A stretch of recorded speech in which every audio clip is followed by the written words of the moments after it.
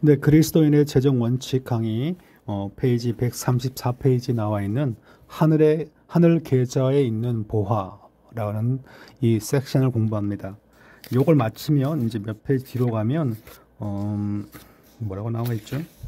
재정 사용의 5가지 성경적 원칙을 공부합니다. 그러니까 어느 정도 이론되는 부분을 이제 이번 섹션까지 다루고 다음 강의부터는 좀 더 이렇게 본격적인 부분을 다룬다. 뭐 그렇게 생각하면 될 것 같습니다. 계좌라는 단어를 저자가 씁니다. 계좌라는 단어를 쓰는 거 보면 상당히 현실감 있는 단어죠. 왜냐하면 account라는 단어가 이 돈과 관련된 이 만머니즘과 관련된 직접적인 단어이기 때문에 읽는 청년들에게 또 읽는 독자에게 상당히 어필될 수 있는 단어예요. 밑에 보시면 하늘 보화를 출금과 입금을 할 수 있는 계좌로 생각할 필요가 있다. 하늘의 보화. 네, 저는 이제 이걸 글을 보면서 자, 입금은 뭐 어떻게 한다고 해요. 그러면 출금을 그럼 어떻게 할까요? 네, 이 부분은 상당히 이제 현실감 있게 이 저자가 설명하려고는 하지만 좀 약간 이렇게 지나치게 영적으로 끝나버리거든요. 그래서 약간 이런 부분들이 약간 좀 개인적으로 좀 아쉬웠다. 물론 이제 저는 약간 비판적으로 이 책을 보기 때문에 어느 정도 그런 시각을 찾아보려고 하기 때문에 이제 그런 마음을 먹는 건데, 하여튼 입금과 출금을 할 수 있다면 그걸 우리는 이제 계좌라 부르죠. 하늘 계좌가 그러하다, 그런 전제입니다. 그래서 우리는 이 계좌에 돈을 넣거나 빼거나 뭐 합니다. 그런 것처럼 하늘 보화도 그러하다는 것을 말하고 있습니다. 밑에 보시면 세상 은행 계좌는 이자를 받습니다. 하늘 보좌는 배가가 된다라고 나와 있어요. 물론 이제 요 근거를 창세기에 나와 있는 말씀을 가지고 이렇게 달아놓았는데 물론 하나님께서 배가시켜 주는 거지 마치 구체적인 정산이 하는 것처럼 이렇게 뉘앙스를 풍기면 저는 이제 이런 어휘가 오히려 듣는 성도에게 만모니즘을 조장시키는 것이 아닌가. 만모니즘을 우리가 버려야 한다라고 강의를 들었지만 이런 재정 세미나를 다 들은 다음에 내 안에 기독교인 것 같은 기독교적인 만모니즘이 들어와 있는 건 아닌가. 저는 그렇게 비판을 하고 싶어요. 그러니까 이런 이제 어휘를 쓰는 건 상당히 듣는 성도에게 쉽게 이해하게끔 만들지만 결국 잔상이 남거든요, 머리에. 그것은 재물이 아닌가 싶습니다.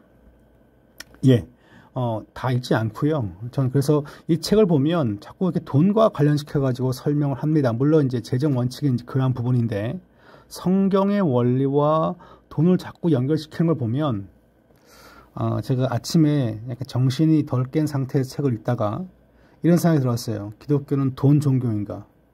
뭐든지 다 돈하고 연결시키니까 이 돈이라는 단어를 많이 쓰는 사람이 돈과 관련된 사람이겠죠, 그죠? 피할 수 없는 그런 이제 논박인데 그런 생각이 좀 들었습니다. 그냥 지나갑시다. 이 책 챕터에 이 섹션의 주요한 내용은 아니기 때문에 자, 그 예수님의 말씀을 보면 과부에 대한 말씀이 나오죠. 그러면서 과부를 설명할 때 그녀는 하늘의 보화의 개념과 하나님의 공급을 주는 것을 통해서 작용한다는 것을 알고 있었던 것이다. 진짜일까요? 제가 보기에는 약간 좀 너무 단정적으로 저자가 성경을 이렇게 본 게 아닌가 싶은데 여하간에 생활비 전부를 넣은 것은 그가 믿음을 가지고 주님 앞에 드린 것인데 주님은 그걸 칭찬한 것인데 좀 그런 부분에 대하여 우리가 잘 관심 없이 읽어왔던 건 아닌가라는 생각을 해볼 수 있겠죠. 그 다음 페이지 보시면 우리가 주는 것이 맞는지, 준다면 얼마를 주어야 하는지 주님께 반드시 여쭈어야 한다. 재정을 쓸 때 내 마음대로 쓰는 것이 아니라 어떻게 쓰는 것이 맞습니까? 우리는 재정의 관리인이기 때문에 그와 같은 마음의 자세가 필요합니다. 이 책의 내용은 상당 부분은 이제 좀 맞는 말들을 많이 합니다. 근데 이제 쓰는 표현이 한두 가지가 좀 약간 이렇게 성가신 부분이 있습니다. 사도 바울은 주님께 하나님 나라의 재정 원칙에 대해 가르침을 받았고 디모데에게 그것을 그대로 전했다. 틀린 말은 아닌데 디모데가 주로 받은 교육이 재정 세미나였을까요? 신앙의 삶과 제자의 원리에 대한 것을 알려주었겠지. 성경의 복음의 진리를 알려준 것이지. 재정 원칙을 가르침 받았다. 그러니까 이것도 받았을 것이다 라고 말하면 되는데 그렇지 않고 너무 단정적인 설명이 좀 약간 귀에 거슬립니다. 네, 그 다음에 페이지 가시면 바울은 18절에서 부자들에 대해 선한 일을 하고 기쁨으로 나눠주라고 명령한다. 지금 여기 보시면 디모데전서 6장 17절, 18절, 19절인데 부한 자들은 마음을 높이지 말고 재물에 소망 두지 말고 잘 나누어 주고 선을 행하고 선한 사업을 하고 나누어 주기를 할 때 너그러운 마음으로 나눠주라. 뭐 그 얘기고 마지막에 장래를 위하여 좋은 터를 쌓아 참된 생명을 취하는 것이라. 요 성경 구절이 이제 이 사람은 장래를 위한 어떤 예금을 한 것으로 그렇게 이걸 이해합니다. 그래서 19절을 보시면 그렇게 하여 미래의 든든한 기반을 만들어주는 보물을 얻으라 라고 말하고 있는데 정말 그게 계좌에 입금한 건가요? 그러니까 좀 너무 이렇게 재정 세미나를 하기 위하여 억지로 성경 구절 약간 짜맞춘 듯한 인상을 버릴 수는 없습니다. 그러니까 이 책이 갖는 단점 중 하나가 성경 구절과 연결시킬 때 연결점이 약간 어색해요. 그 부분은 피할 수 없는 단점입니다. 밑에 보시면 인플레이션과 디플레이션 그리고 신용등급 하락, 재정적인 속임수 등 우리는 하늘 계좌에 영향을 줄 수 없다. 그러니까 세상의 어떤 재정적인 게 막 변화해도 성도의 하늘을 바라보면서 재정을 쓰는 것은 영향을 받지 않는다. 그렇게 우리의 하늘 계좌는 우리의 마음이 안식과 평안을 찾을 수 있는 가장 안전한 곳이다. 세상 돈은 뭐 다 잃어버리기도 하고 제가 지난주에 말씀했지만 주식을 무려 20만 원치나 샀지만 휴지가 되었고 저희 형님의 주식 33억이 휴지가 됐어요. 20년 전에 33억. 그때 33억이면 지금 거의 한 몇백억 될 텐데 근데 이제 그런 것들은 이제 세상 재물이죠. 그렇기 때문에 안전하지 않는다. 하나님 나라를 위해 쓰는 돈이 재정이 가장 안전하다. 그것이 성경적인 얘기인데 그걸 설명하고 있는 것입니다. 그 다음 보시면 바울은 주는 것이야말로 바로 이 미래를 재정적으로 준비하는 것이라고 말한다. 주는 것. 그러니까 재정을 하늘 보좌에 예탁하는 것은 어떤 방식인가라고 하니까 필요한 자에게 필요한 장소로 흘려보내는 거예요.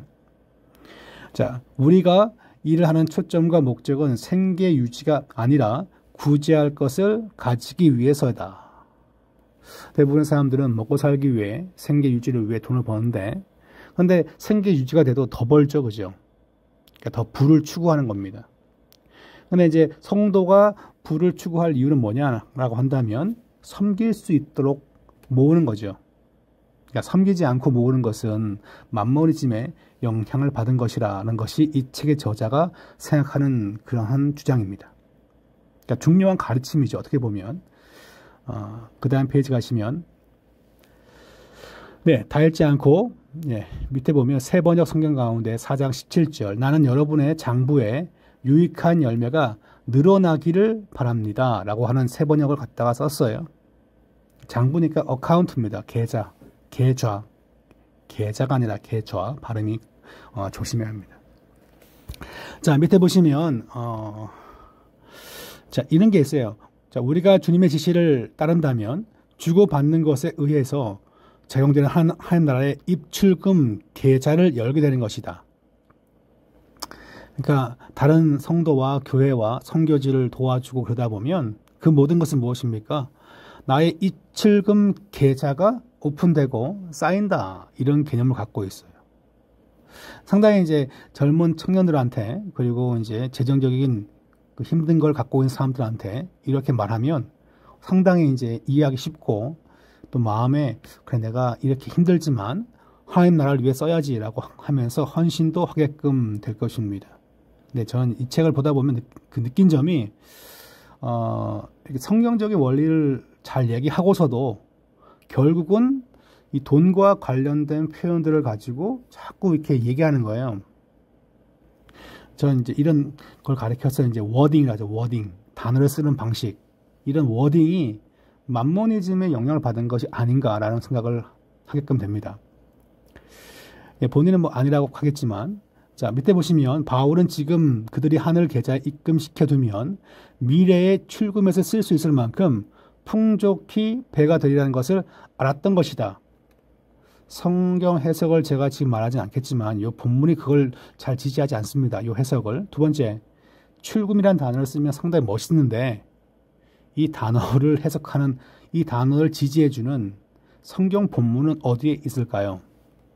찾기가 심히 어렵습니다. 네, 없기 때문에 그래요.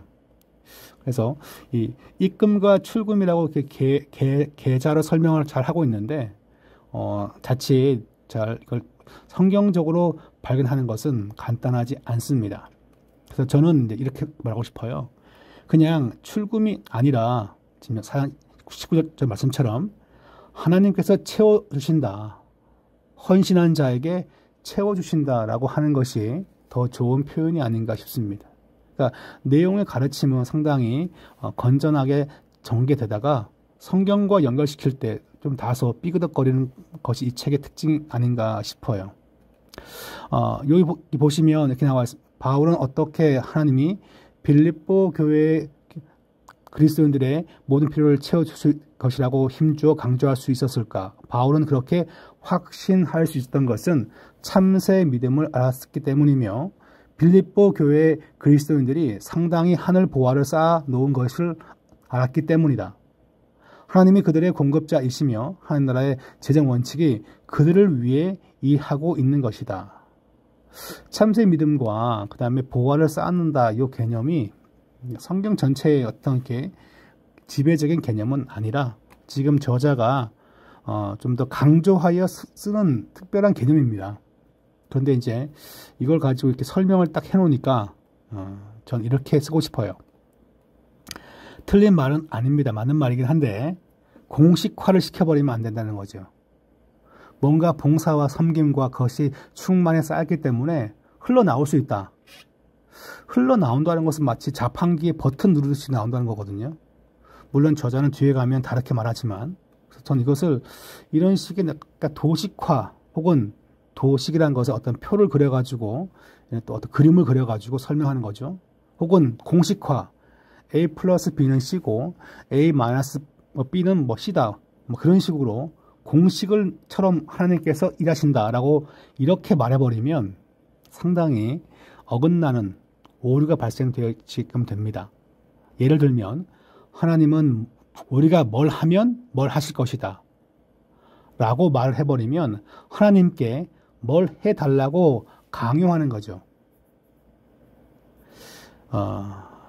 저의 질문, 공급이 늦거나 없어도 그래도 믿음대로 참새의 믿음을 가지고 살 것인가?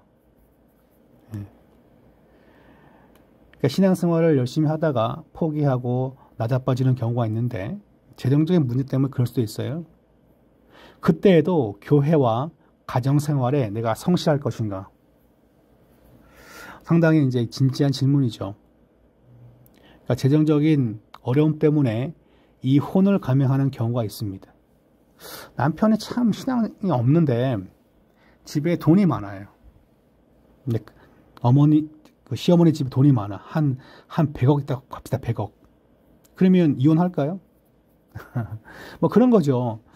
그러니까 이게 참 하나님의 공급하심은 분명히 성도에게 있지만 그 때와 장소는 우리가 가늠할 수 없는데 그때가 정말 늦어져도 난 정말 하나님 말씀대로 살고 그 다음에 교회와 가정에 충실하고 성실하게 살 것인가? 진지한 질문이죠. 예, 이 책을 보면서 그런 생각을 해봤고 자 봅시다. 재정의 필요가 있을 때 어떻게 계좌로부터 돈을 꺼낼 수 있는가? 하늘 계좌죠. 하늘 계좌가 아까 출금과 입금이 자유롭다고 했는데, 그러면 입금을 했으면 출금을 그럼 어떻게 할까요? 라고 한다면 밑에 보시면 몇 가지 이제 원리들을 제시하고 있습니다. 자, 그렇게 될 것을 믿으며 믿음으로 구해야 한다.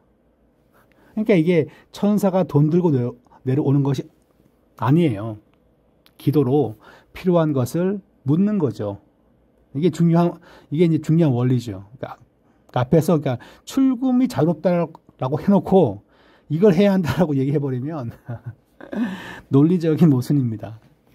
제 얘기는 어떤 믿음의 차원이 아니라 그냥 단순히 글을 쓰는 방식에 있어서 약간 논리적인 약간 좀 왜 우리 속였냐고 아마 책을 읽는 독자가 저자한테 말할 수 있습니다. 물론 아무도 그렇게 전하지 않겠지만 예. 밑에 보시면 그래서 이제 필요한 것을 믿음으로 간구하는 것이 출금 받는 방법입니다. 그러니까 지금 여기 보시면 네가 간구하는 대로 너에게 주시리라 라는 단어가 승인하다는 뜻인데 재정 승인의 신청에 승인하시겠다는 거죠. 저의 질문 좀 약간 비판적인데 이게 출납입니까? 이게 출납입니까? 네, 저의 질문이에요. 네, 답은 이게 출납하는 방식입니다. 필요한 대로 간구하는 거죠. 필요 없는데 간구하는 게 아니라 자, 돈이 필요합니다라고 기도하는 것이 아니라 구체적으로 어떤 도움이 필요한지를 구하는 거죠. 전 그래서 이 페이지와 이 다음 페이지 내용을 결합하여서 이렇게 말합니다. 저자가 말한 걸 정리하여 우리가 이 내용을 삶에 적용하는 방법은 이거죠. 어떻게 출납합니까? 라고 한다면 신실하게 영적 필요에 의하여 요 문장을 앞으로 뺍시다. 영적 필요에 의하여서 기도하는 것인데 신실하게 간구하는 겁니다. 그러니까 그냥 잘 먹고 잘 살기 위해 간구하는 것이 아니라 정말 이게 필요합니다. 하나님의 그 일에 그렇게 간구하는 것이 출납을 위한 기도 방법인 것을 볼 수 있습니다. 그러니까 지금 이렇게 이제 그 개념을 정리해 준 걸 보면 상당히 실천적이고 구체적인 재정에 대한 필요를 어떻게 간구할 것인가에 대한 적용 방법을 잘 제시한 책입니다. 이 책이. 그러니까 무조건 달라고 기도하는 것이 아니라 하나님 이 일이 여호와의 이려오니 재정이 필요합니다. 가령 선교지에 교회 건축이 이제 11월쯤 끝나게 되는데 하나님 이제 12월쯤 끝나는데 마무리로 뭐가 좀 필요합니다. 하나님 교회도 재정이 있지만 그래도 성도 가운데 참여하고 싶은 자가 있다면 그들 가운데 거룩한 마음을 부어 주시옵소서. 그러니까 이제 이렇게 이제 간구하는 거죠. 필요한 것에 간구하는 겁니다. 더 높은 차원의 원리를 적용하는 사람들, 더 높은 차원의 원리들을 적용하는 사람들의 손으로 재정이 흘러가도록 하실 것이다. 그러니까 이게 무슨 말입니까?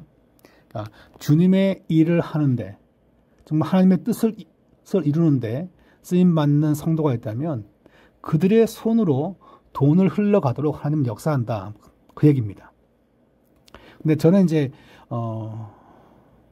굳이 이제 이렇게 안 보더라도 그러니까 출납과 어떤 입금의 개념으로 보는 것이 아니라 그냥 필요한 자에게 하나님은 진짜 필요한 그 자리에 주신다. 그렇게 말하는 것도 나쁘지 않다. 예. 밑에 보시면 우리가 그 재정 공급을 기도할 때 받을 수 있는 확신은 뭐냐? 첫째, 참새 믿음. 하나님은 참새도 먹으시지 않냐. 그의 백성이 필요한 대로 간구하면 주신다. 두 번째는 우리가 이렇게 믿음으로 간구하며 살도록 부르심 받은 것이다. 그냥 주는 대로 받는 것이 아니라 믿음으로 살도록 하신 것이다. 뭐 그런 얘기를 이제 다루고 있습니다. 예, 그 다음은 뭐 이렇게 이제 이와 같은 간구 내용은 뭐 선교사라든가 교육자만 할 것이 아니라 모든 성도가 다 할 수 있다. 그러니까 이렇게 간구해야 된다라는 것을 얘기합니다. 그 다음 페이지 가시면 이렇게 질문이 있습니다. 어떻게 재정이 나에게 올 것인가? 그러니까 구체적으로 그러면 이게 천사가 택배를 보내는 게 아닌데 어떻게 올 것인가? 라고 한다면 첫째, 만나의 공급.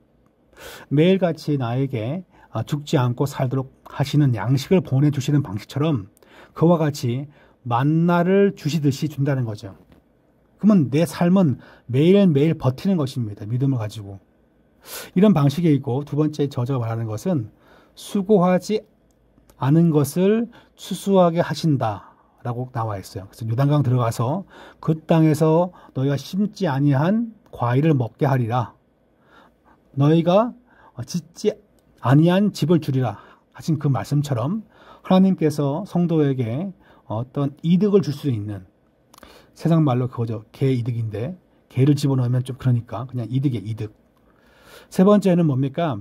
구체적인 씨앗이라고 설명했는데 이제 고용이나 투자 기회가 될 수 있는 무언가를 의미한다. 그러니까 이제는 뭐 하나님께서 나에게 뭡니까? 취업이나 어떤 사업이나 그 문을 여신다라고 나와 있어요. 예. 그 다음 페이지 가시면 설명하고 있습니다. 이 페이지는 상당히 일반적인 얘기예요. 이 책의 저자가 주장하는 독특한 건 아니고 일반적인 적용점입니다.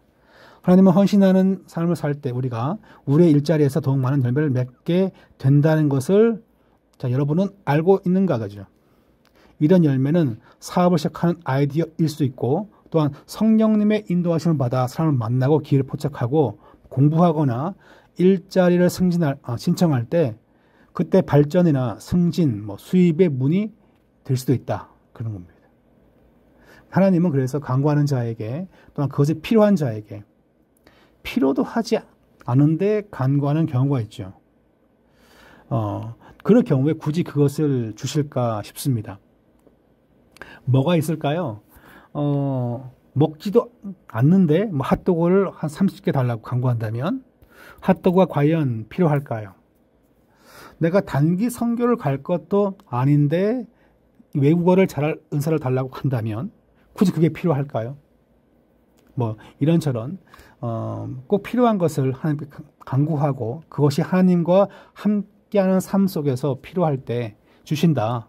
그렇게 볼 수 있습니다. 근데 상당수 성도들은 자기의 욕심이나 뭘 만족하기 위하여 하나님을 거기다가 살짝 집어 넣어서 그렇게 설명할 수도 있습니다. 그럴 때 우리가 항상 조심해야 합니다. 그런데 이제 지금 여기 보시면 저자가 말하고 있는 아주 실용적인 접근 방식 두 가지를 얘기합니다. 하나님의 재정적 형통을 얻을 수 있도록 우리 마음과 손에 쉬지 않고 하나님의 방법을 지금도 가르친다는 거죠. 첫째는 뭡니까? 입술의 고백. 하나님 잘 믿습니다. 길 여실 걸 믿고 함께 하실 걸 믿습니다. 그런 입술의 열매이고, 두 번째는 손의 부지런함입니다. 그러니까 모든 것에 성실함과 부지런함이 필요한 거죠. 그러니까 이제 우리가 특히 이제 집에서 이제 일하실 때 보면 집을 정리정돈을 잘 한다거나 혹은 자녀 양육을 위하여 음식을 한다거나 빨래를 하는 것을 쉽게 보시는 분들이 있어요. 방치하시는 분들이 있는데, 그래서 대신방을 한다는 게 이제 그런 측면도 있어요. 정말 이분이 신앙생활을 한다라고 입술의 고백은 열심히 하는데 집에서 잘 치우고 있는가, 음식은 잘 하고 먹이는가, 아이들을. 그러니까 뭔가 이렇게 뜬구름 잡듯이 어떤 일하고 돈 버는 게 관심이 많은데 삶이 부지런하지 못하다면 이건 언밸런스거든요. 그랬을 때 대신방을 잘 받는 가정이 중요합니다.